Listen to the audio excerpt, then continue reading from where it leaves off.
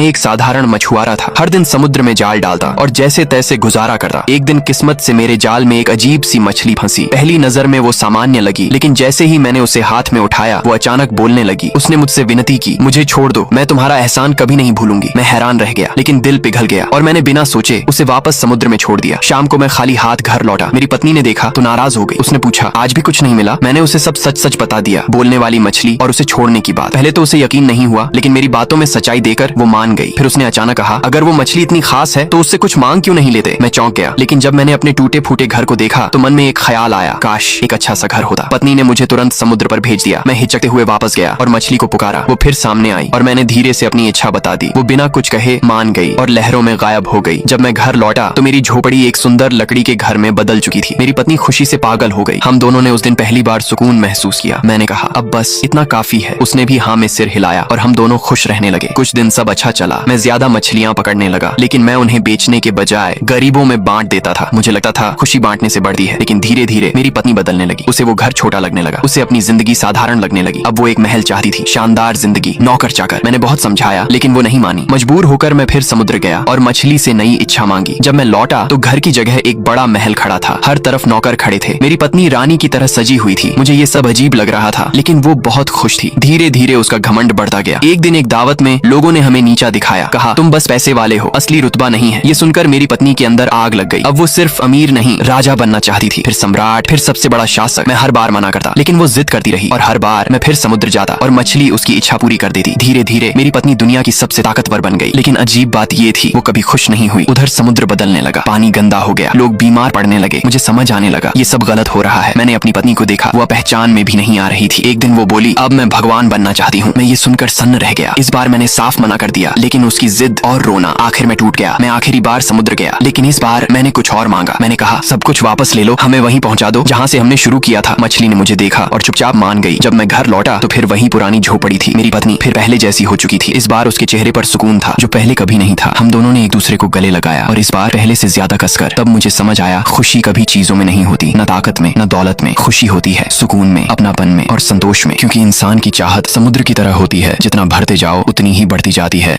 Next part के लिए like और कमेंट करें।